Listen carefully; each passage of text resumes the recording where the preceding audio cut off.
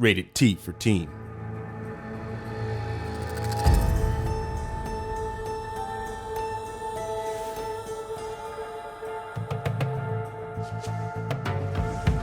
Hello and welcome to GAIA Cast, a spoiler-filled deep dive podcast into the world of Horizon from the team here at Guerrilla. We're looking forward to diving into the lore, hearing some behind-the-scenes anecdotes, and maybe even learning some new things. Our first series of episodes will be focusing on Horizon Zero Dawn, the first installment of the Horizon series, which we launched in 2017. I'm Chante, and I'm joined by my co-host, Anna. How's it going, Anna? I'm good, thanks. How are you, Chante? Yeah, I'm really good, thank you. And at this point, we're joined by a series regular and also someone that joined us last episode. Please introduce yourselves. So my name is Arno Schmitz. I'm principal character artist here at Guerrilla. And back in the Horizon Zero Dawn days, I was a senior character artist. I'm Ben McCaw. I'm the narrative director here at Guerrilla. And during Zero Dawn, I was the lead writer. In this episode, we're taking a look at two dangerous groups in Horizon Zero Dawn. The Shadow Carja, or the Carja in Shadow as they're officially known, a tribe that broke away from the Sun Carja we took a look at in our last episode. And the Eclipse, a cult in the world of Horizon who use any means necessary to achieve their goal in the name of Hades. As I just mentioned, our previous episode discussed the tribes in great detail, so make sure to give that a listen too. I feel we're definitely going to learn something new this episode, so let's just jump in.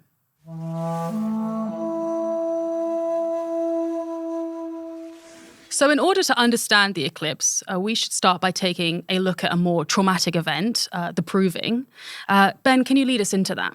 Sure. So for Aloy, the Proving and why the Eclipse attack it is one of the great mysteries of the game, and she sort of unravels that as she goes from quest to quest. But for our purposes, just to explain it, the Eclipse are in Nora territory because they're looking for buried war machines from the ancient world. We call them warbots. That's what they're there to do. And they have a spy that's helping them do that by the name of Olin, and he's got a focus. So what happens is he sees Aloy, and his focus sees her, and that means Hades sees her. And as a result, he issues a kind of kill order because she resembles Elizabeth Sobek. So Hades is thinking, this ain't good. The Eclipse then mass in Nora territory, and they attack the Proving, and it turns into a massacre where they basically kill all of these teenagers that are competing along with Aloy in an effort to kill her. She, of course, fights back with some of her new comrades, and really only a few survive, including her. So what actually drew people into joining the Eclipse? I mean, I think it's sort of like the perfect promise. So if you can imagine you're in the Shadow Carja, you're stuck in Sunfall, things aren't going very well, the war isn't going very well, and all of a sudden these priests come up to you and they say to you, well, hey, you're one of our very best soldiers, and I know you want to take Meridian. We've got a way to do it. And also that way is sort of sanctioned by the gods. And in fact, you'll probably meet a god that will sort of tell you how to do this. And that god is going to provide you with weapons beyond which that you could have ever dreamed. So it's a pretty good pitch, right? I mean, like, you know, if you're suffering in Sunfall, that seemed like a good pitch. Like let's win the war that you're kind of losing. Yeah. And plus with a good healthy dose of ego, which is that like you're one of the best and brightest. Why don't you put on the mask? You know? So I think that's how they're recruited. And I mean, I think there's a lot of hate there. They have hate for the other Carja. They have contempt for the other tribes in the world. Some of them were obviously like Red Raiders, right? Yeah. But some of them probably were just doing what they thought they were supposed to do. So what are exactly then the Eclipse's goals?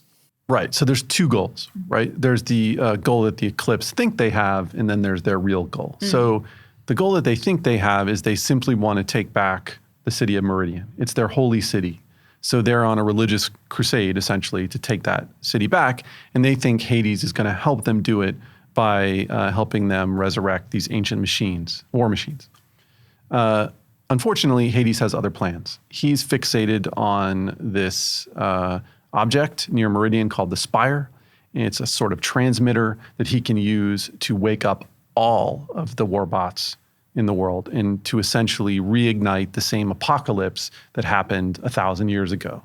So how did the Eclipse, a non-tribal faction, actually happen? Like, were they always on the team's mind, or during development, or did they need for them arise at some point during development? Well, we knew we needed a human combat faction to that could control machines. That was going to just be essential to the world because we needed Aloy to fight machines that had kind of like by one step removed human motivations, right? So like most of the machines are just machines, or they serve the terraforming system, or they're combat machines. But we needed machines that would be in places that were defending, humans and their interests.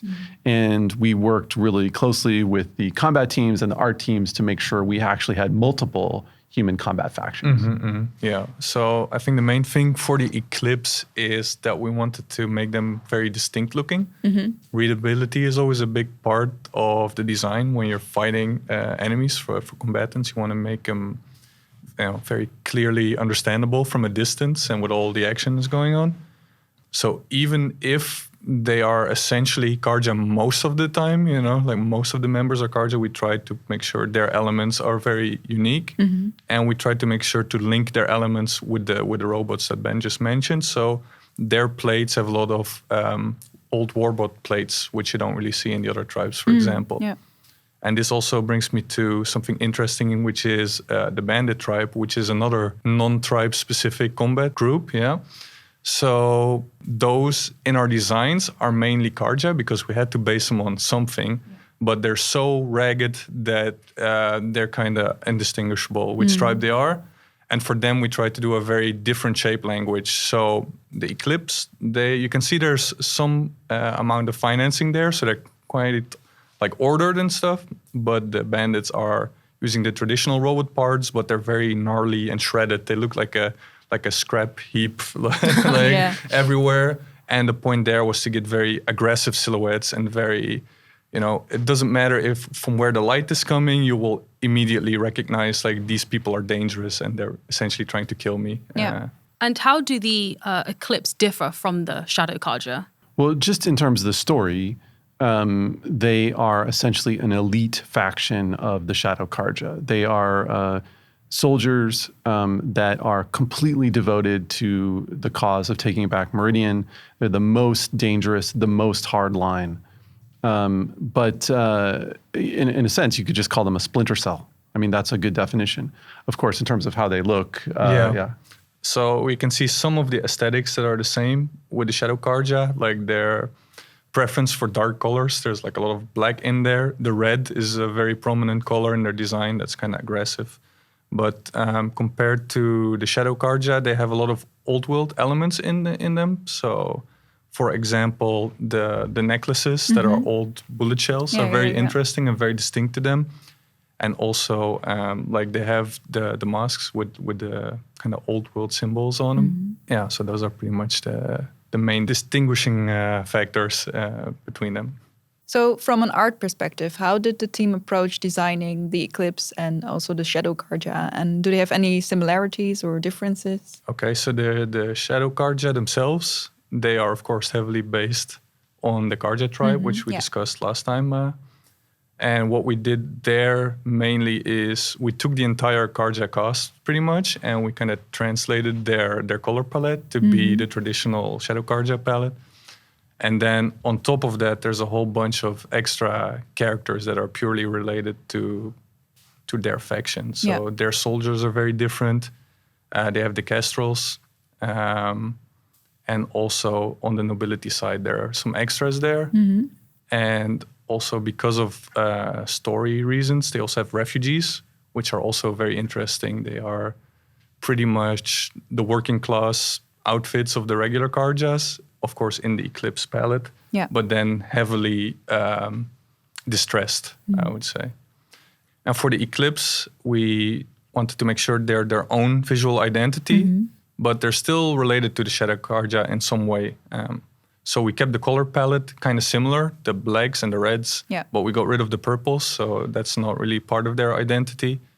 And then Ben mentioned earlier, the machines, they're more using warbots. So all the plates on the Eclipse are like warbot plates instead of the traditional robot plates. Yeah. There are some other interesting elements, like they usually have like some crosses on their chest just to kind of make them more readable in the combat. And then, of course, also their masks, which are really unique to them. Yeah. And how did the team keep the players in mind when designing these visual differences between the Eclipse and the Shadow Carja? What did the team want us to learn from just their appearance alone? I think both of them in color palette are kind of suggesting something a little bit more evil, a little bit more threatening. So they're clearly communicated as being like enemies. And then, of course, the Eclipse are way more a combat faction. So a lot of the design element, like the X I mentioned earlier on the torso, is part of kind of making them clear in combat situations. And then also the Eclipse has a lot of things to kind of up the aggressiveness of it. So the bullets they have around their neck, they're very pointy. The capes, they tend to be very shredded and stuff. In terms of combat, there were kind of ranged characters and melee characters. In-house, we call them like diggers and priest.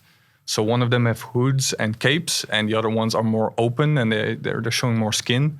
So those are two ways to kind of, from a distance, to kind of have a clear read between what kind of behavior you're kind of dealing with. Yeah. One of the things I liked most about the Eclipse in the game was that everything related to their story has to do with the war machines.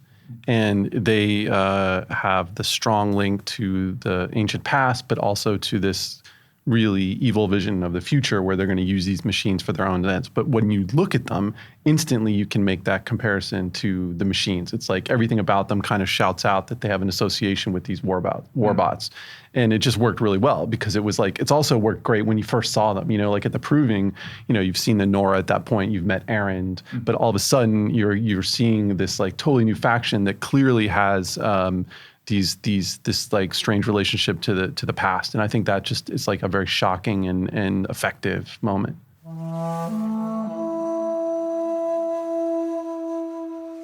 So how would Aloy describe this Shadow Carja?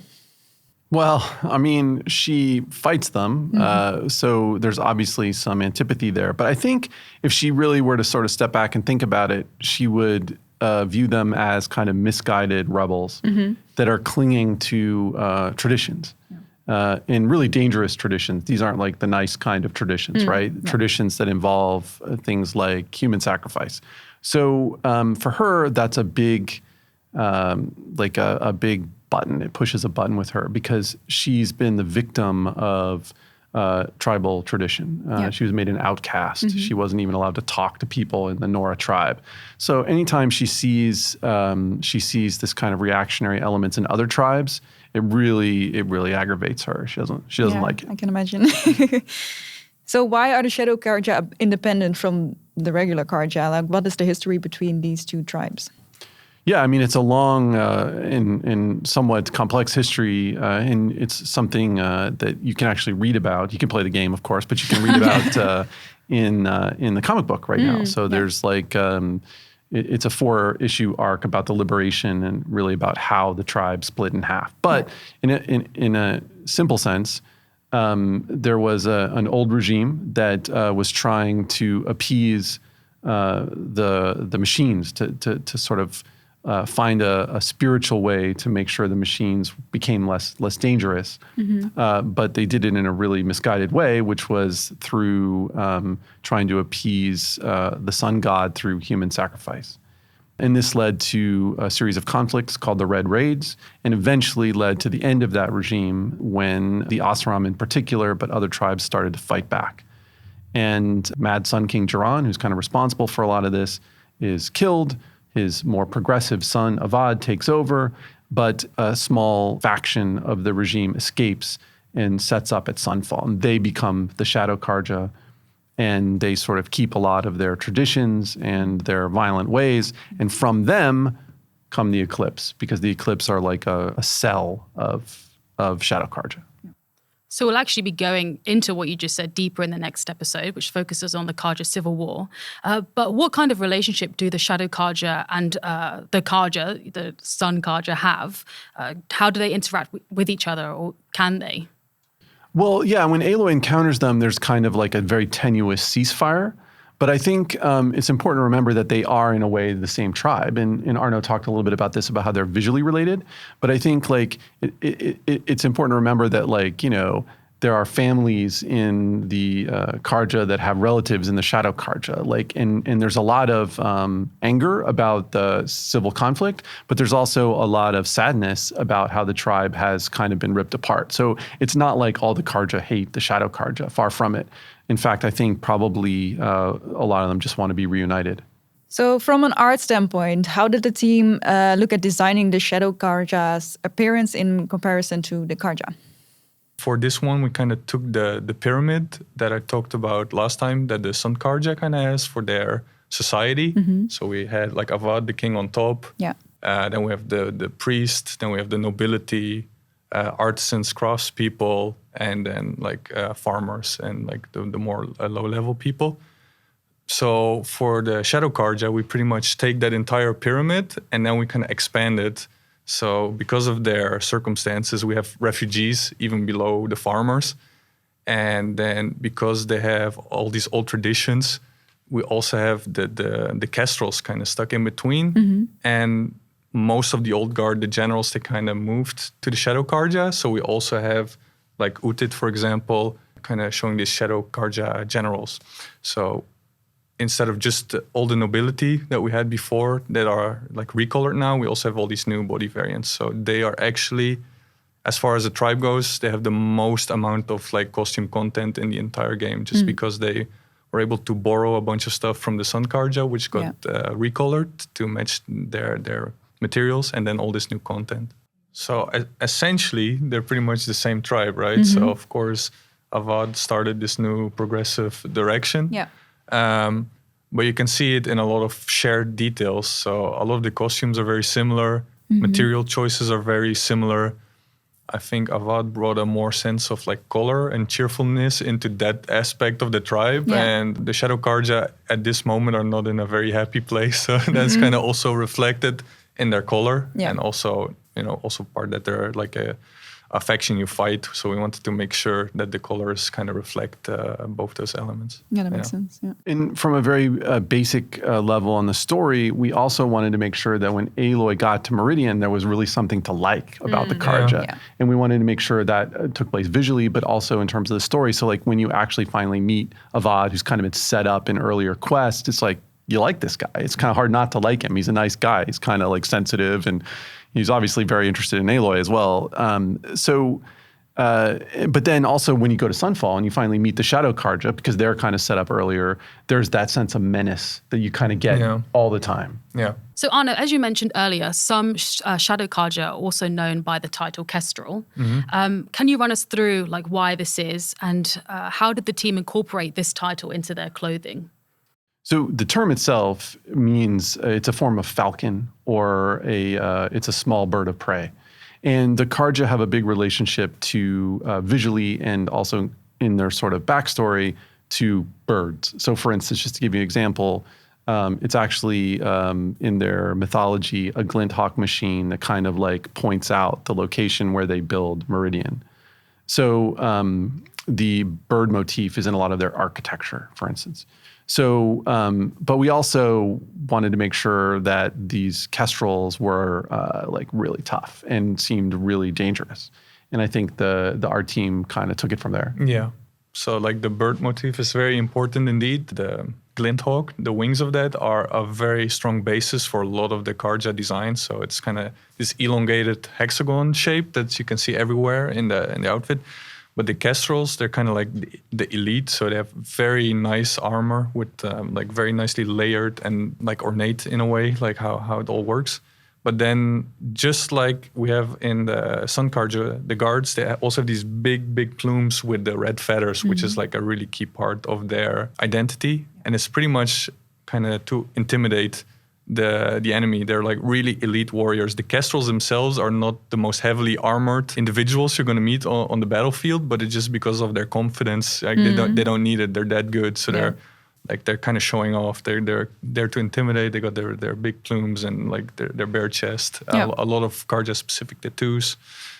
So it really goes back a little bit to like kind of having something in the current day, in the current story that kind of shows why the red raids, why that stuff was so intimidating in the first place. Yeah, I mean, like one of the things I always like to imagine that we get to show it a little bit in the comic book, not so much in the game itself, is when these all these poor people that were sacrificed in the Sun Ring, they were kind of brought into these rings and machines were let in, but it was all supervised by these Kestrels. And we always kind of imagine that they're standing on these platforms above the ring and they look like, falcons or like birds of prey. And it's this like super intimidating, scary thing to have happen to you if you're kind of one of these poor people that's being brought in there. And just a quick side note, also like a lot of the things we're talking about, you can see visually in the game, but there's also data points that have a lot of little tidbits about this stuff in the game. I mean, there's even a bit in one data point just about the founding of Meridian that I mentioned.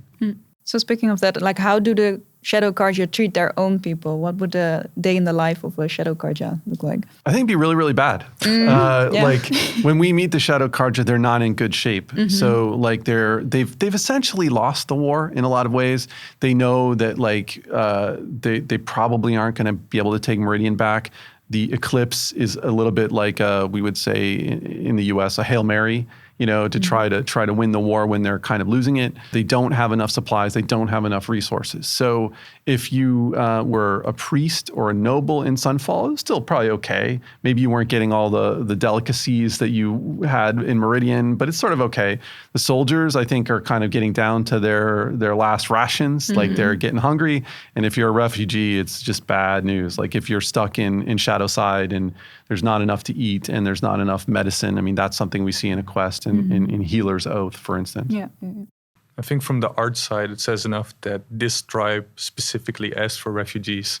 So as far as civilians goes, these are the most tattered clothings you have. And also these are the most malnourished body types you're going to be seeing in the game for sure. Yeah. And on the flip side, the Shadow Carja, like the Carja royalty, have beautiful ornate clothing, like you mentioned, that informs the player as soon as we see them that they are of a higher rank, a higher class than the other characters that we see. How did the team design these Shadow Carja royalty, and did their backstory influence their clothing? I think a lot of it was the starting point was the Sun Carja, because in production they kind of came first. I think the Carja priest, the beautiful red like they have, and the very detailed outfits were like a starting point. So the Shadow Carja have their own version of the priest, and they are pretty much one for one the same model with a completely overhauled color scheme. And in that, we also found a lot of ways of little alterations we need to make the colors more pop and like the patterns to work specifically well with the black. And this kind of passed through also through some of the story characters, right? So if you look at like Little Itaman, he kind of resembles Avad in a way, but also with the colors, he has something of the priest. If you look at the back of his costume, pretty much looks like a priest. So that gives you like a strong connection with Bahavas, who is like really in control, pretty much. I think from my perspective, I always really like the silhouette of the priest because it's like you see it and you instantly know what it is. You instantly know not only that they're priests in the lore of Horizon, but also that they take themselves very seriously and they have like a lot of finery. But I also have to say I'm really glad I'm not a Carja Sun priest because I think like wearing that thing, especially out in the hot sun, would really get old pretty fast. It's super heavy. So how we designed that is we pretty much have the base robes, and then there are 3 ranks of costumes.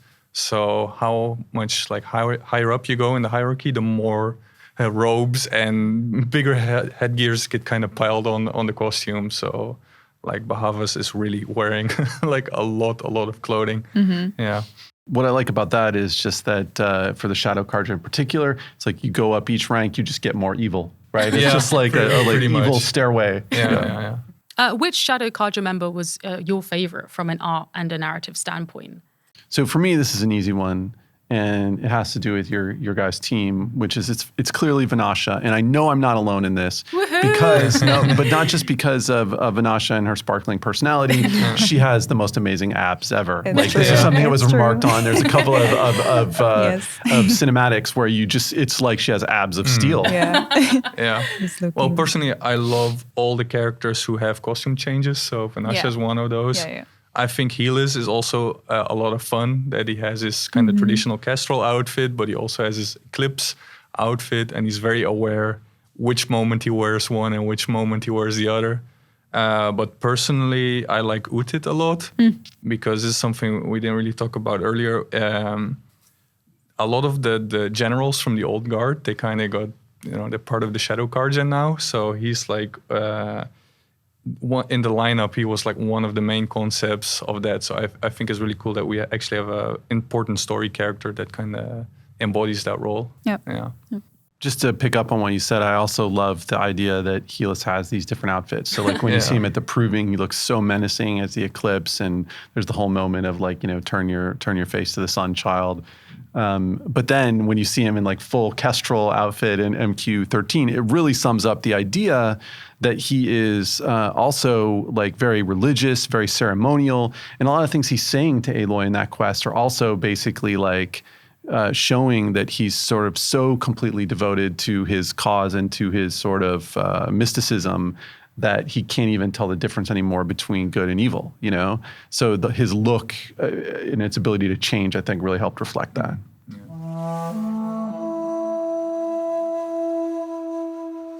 Sylens is a character that we still, he has motives, and we're still learning about, like in the games. He played a pivotal role in the formation of the Eclipse. During development, what came first, Sylens or the Eclipse? Well, I mean... I think it was definitely Sylens. I think we knew all along that Sylens was going to be a pivotal character in the game. Yeah. And eventually we came up with the idea that he sort of helped found the Eclipse. So it's a little bit of both.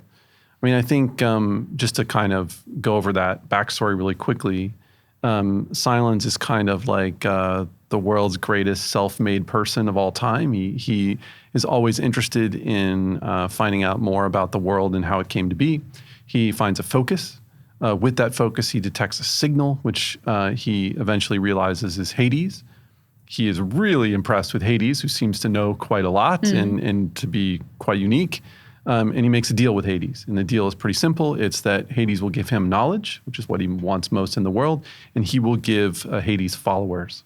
And Sylens is very smart. He knows about the Shadow Carja. He knows that they would be particularly susceptible to the idea of this kind of buried god that will fit nicely into their mythology. So he figures he can kind of hand over the Shadow Carja, and they will make the followers that Hades needs. And that's how the Eclipse is born. Now, Hades pretty quickly turns on Sylens and tries to kill him, and Sylens escapes. So it doesn't have a happy ending for Sylens in a lot of ways, and he starts to realize over the course of Zero Dawn that he's made a really, really big mistake.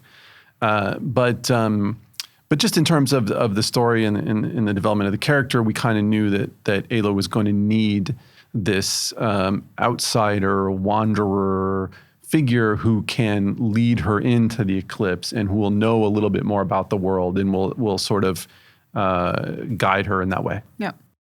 And throughout the game, we come across the Eclipse and we see an insignia with them. Where did this Eclipse symbol come from, and what's the story behind it? So, like, obviously, the signal to us kind of communicates, like, the power logo, like the on-off button on many of the machines. So the idea was that during their digging, they would have probably, like, found this and think of it as, like, a relevant signal because... I'm not sure, maybe some things kind of worked for a little bit. So it has like this sense of resurrection, which is, of course, very much also what they're trying to do. It has a lot to do with their story. So even if they don't know exactly what it means, they do have a sense that this is like relevant to their cause and to their goal. So that's why they kind of plaster it like on their helmets pretty much. Yeah. just to go along with that, it's kind of a little known thing, but the title of the game actually in our discussions early on referred to the Eclipse. So the idea was really that they weren't called the Eclipse at all. They were called Zero Dawn. That was the name of the cult.